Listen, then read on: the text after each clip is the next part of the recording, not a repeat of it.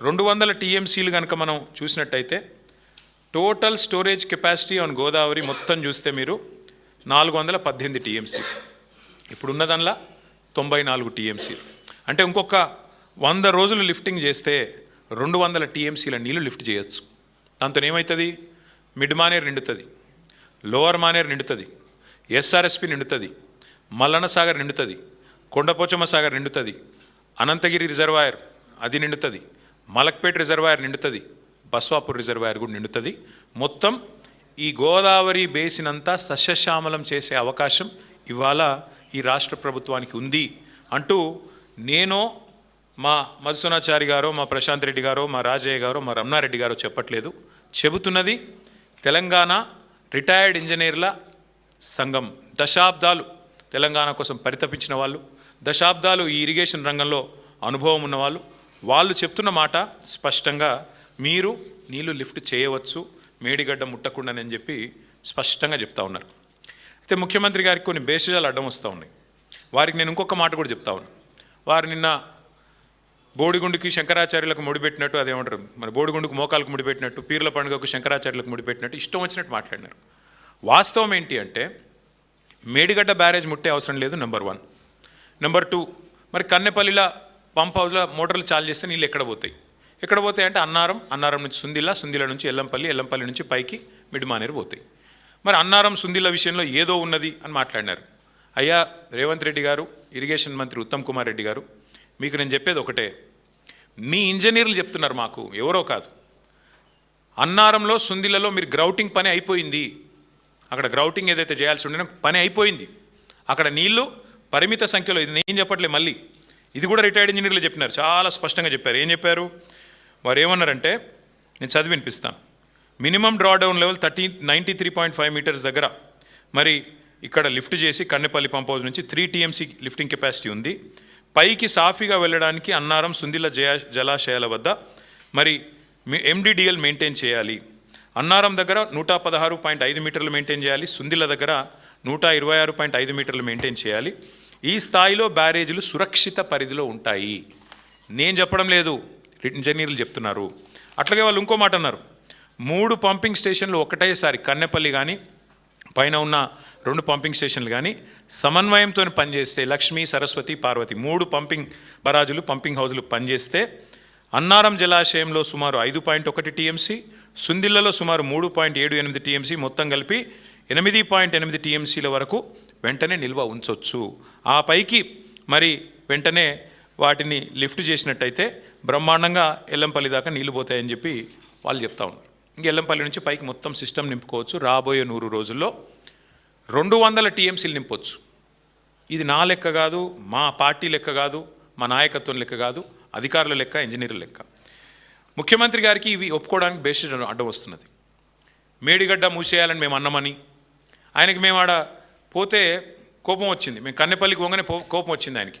ఎందుకంటే బండారం బయటపడ్డది, ఆడ వరద నీరు పోతున్నది, నీళ్ళు పోతూనే ఉన్నాయి, గోదావరి నీళ్ళు. ఎల్నీనో అని చెప్పి తప్పించుకుందాం అనుకున్నాడు. కానీ నీళ్లు కిందికి పోతున్నాయా, సముద్రంలో కుత్తగా పోతున్నాయి.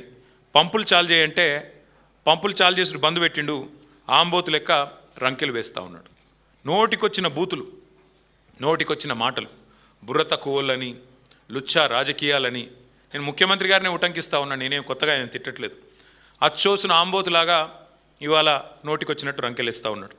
ఇక ఆయన మాట్లాడిన మాటల్లో పిచ్చివాగుడు తప్ప శరామామూలుగా తిట్లు ఒట్లు తప్ప కొత్తది ఏమీ లేదు. ఇవాళ బండారం అయితే బయటపడ్డది ఈ రాష్ట్ర ప్రభుత్వానికి. ఏంటిది అది? ఇది కాలం తెచ్చిన కరువు కాదు, నీళ్లు పుష్కలంగా ఉన్నాయి. ఏ పాయింట్లు అయితే నీళ్లు ఉన్నాయో ఆ పాయింట్కి తీసుకుపోయి మరీ చూపెట్టినాం. ఈ రాష్ట్ర రైతులు చూస్తూ ఉన్నారు.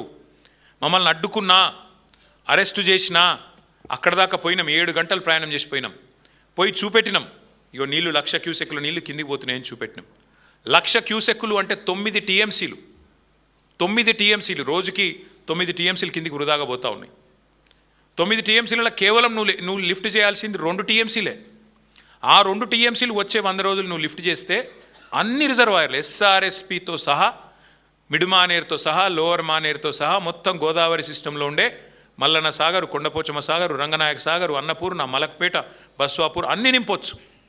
సుభిక్షంగా గోదావరి మీద ఆధారపడ్డ 6-7 జిల్లాల ఉమ్మడి జిల్లాల రైతాంగం వ్యవసాయం చేసుకోవచ్చు, బ్రహ్మాండంగా పంటలు పండించుకోవచ్చు, కరువుతో నిమిత్తం లేకుండా ఇది చేయవచ్చు.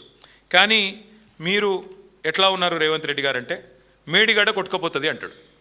ఏది గేట్లు దించితే మేము అనలేదు, అసలు గేట్లు దించాల్సిన అవసరమే లేదు, కానీ గేట్లు దించితే మేడిగడ్డ కొట్టుకపోతుంది, భద్రాచలం రాముడికి ముప్పు వస్తుందని మాట్లాడుతున్నాడు రేవంత్ రెడ్డి గారు.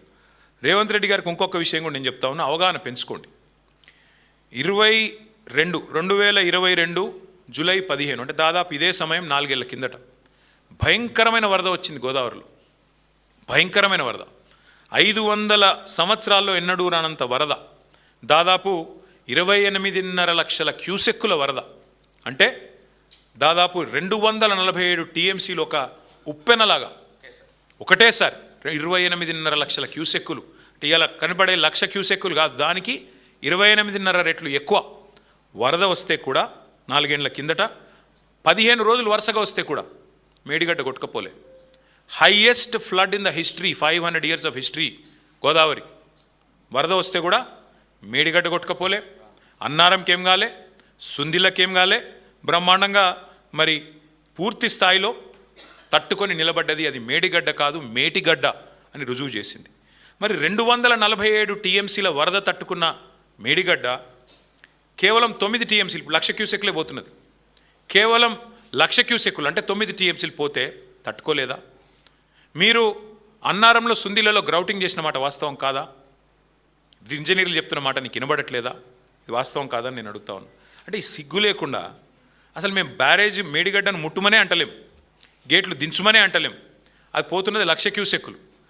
ఆనాడు మరి 15 రోజుల పాటు 247 టీఎంసీల నీళ్లు రోజు వచ్చినా తట్టుకున్న భద్రాచలం ఇవాళ 9 టీఎంసీలకు 1,00,000 క్యూసెక్కుల ప్రవాహానికి కొట్టుకపోతుందంటే నువ్వు పిచ్చోనివా మంచోనివా, నువ్వు ఏంటిది నువ్వు అనేది ఒకసారి రాష్ట్ర ప్రజలే, రాష్ట్ర రైతులే ఆలోచన చేయాలని చెప్పి నేను కోరుతాను. ఇది నా లెక్కలు కాదు, ఇది కూడా సిడబ్ల్యూసి లెక్క అని చెప్పి కూడా నేను మీకు విజ్ఞప్తి చేస్తా ఉన్నాను. అట్లాగే ఇంకొక మాట కూడా మీకు చెప్పాలి. ఇప్పుడు ప్రజల్ని భయపెట్టడానికి, ప్రజల్ని భయభ్రాంతులకు గురి చేయడానికి, కాళేశ్వరం మీద మామూలుగా బురద జల్లడానికి పనికి మాలిన మాటలు మాట్లాడుతున్నాడు. ఏమంటాడు? 2022 వరదల ఫోటోలు చూపెట్టి అప్పుడు కన్నెపల్లి పంప్ హౌస్ మునిగింది అని చెప్పి అడ్డమైన మాటలు మాట్లాడుతున్నాడు. నేను వారికి చెప్పేది ఒకటే, ఇప్పుడు రెడీగా కన్నెపల్లిలో బటన్ నొక్కితే మోటార్లు పనిచేస్తాయి, పంప్ హౌస్ మంచిగా ఉంది, పాపం ఇంజనీర్లు కష్టపడుతున్నారు, నువ్వు పట్టించుకోకపోయినా వాళ్ళు మెయింటైన్ చేస్తున్నారు. ఒకవైపేమో నీళ్లు లేక రైతులు ఏడుస్తుంటే అదో విషాదం అనుకుంటే, నువ్వేమో ఒక పైశాచిక ఆనందంతో, సాడిస్టిక్ ప్లెజర్తో